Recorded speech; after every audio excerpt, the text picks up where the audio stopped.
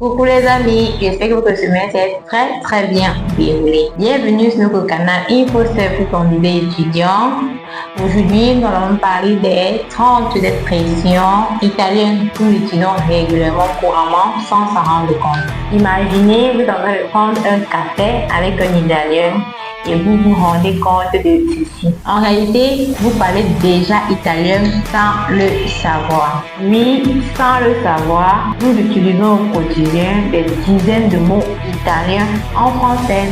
Aujourd'hui, je vais vous révéler 20 mots en italien que nous utilisons sans s'en rendre compte. Alors, préparez-vous à voyager dans votre assiette, dans la mode et même dans la musique.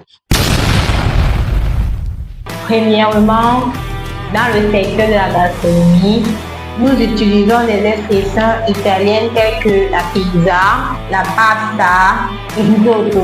Le savais-tu que toutes ces expressions sont italiennes mais couramment utilisées dans nos expressions quotidiennes? Alors, la pizza, qui est une gourmandise que nous rencontrons beaucoup dans nos différentes boulangeries. Ensuite, nous avons il risotto. Il risotto, qui est le plat favori des bouts de chou, qui sont beaucoup plus cuisiné lors des anniversaires, qui est un mélange de riz avec des immergés de porc ou de poisson, des carottes, des haricots, mais une très belle couleur et attrayante. Aussi, nous avons la pasta qui renvoie régulièrement aux spaghettis, aux macaronis qui peuvent être sautés ou bien accompagnés de la sauce tomate. Et en bonus, nous avons l'espresso.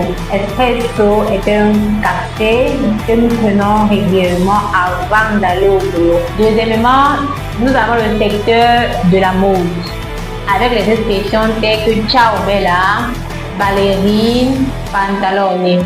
L'expression ciao bella est une intonation que l'on exprime lorsque nous rencontrons une jeune demoiselle bien vêtue ou un jeune monsieur bien vêtu. Nous ne résistons pas à son charme. Alors, ciao bella est juste une expression pour exprimer notre wow face à la personne. Ensuite, nous avons l'expression ballerine. Ballerine, qui en français est considérée comme une danse classique, mais pourtant en Italie, ballerine renvoie tout simplement à des chaussures basses que les femmes portent quotidiennement. Enfin, nous avons l'expression pantalone. Pantalone qui renvoie à ce vêtement qui est arboré par des hommes et par des femmes pour vaquer quotidiennement à leur activité. Troisièmement, nous avons le secteur de l'art et de la musique. Dans ce secteur, nous rencontrons des expressions telles que concerto, maestro, pianissimo, soprano et opéra. Alors, pour ce qui est de l'expression opéra, ça renvoie à des grandes salles dans lesquelles se jouent uniquement des musiques classiques, avec un armada d'instruments de la musique, Poursuivons avec l'expression maestro. Maestro est une personne qui est à la tête d'une chorale. Celui-là qui coordonne, qui agence les différentes voix pour produire une mélodie à Dieu. Aussi, nous avons l'expression pianissimo. Pianissimo refère tout simplement à piano et des adeptes du piano, les amoureux du piano, cet instrument de musique là.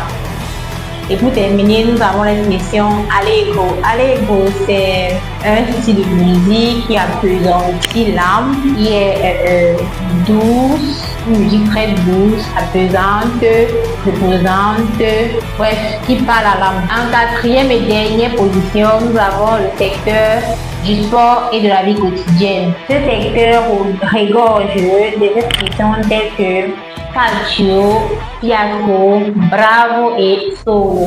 Pour ce qui est de calcio est une partie de foot intense que deux équipes d'hommes ou de femmes partagent sur un terrain de football. Pour ce qui est de fiasco renvoie tout simplement à un désastre, à une bavure, à un échec. Aussi, nous avons l'expression Bravo. Bravo, c'est un mot de congratulation.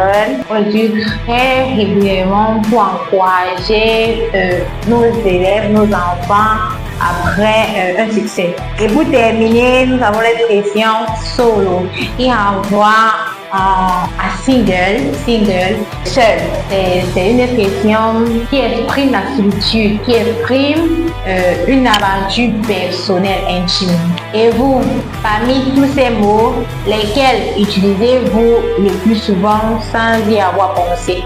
Dites-le-moi en commentaire, je suis sûre que certains vont vous surprendre. En grosso modo, nous avons vu la gastronomie, la mode, le sport, la vie quotidienne et la musique. Bref, l'Italie est déjà dans notre vocabulaire quotidien. Si vous apprenez déjà la langue italienne, sachez que vous avez déjà une longueur d'avance. Alors, abonnez-vous et la prochaine fois, je vous montrerai clairement comment éviter les erreurs de prononciation les plus fréquentes des anglophones.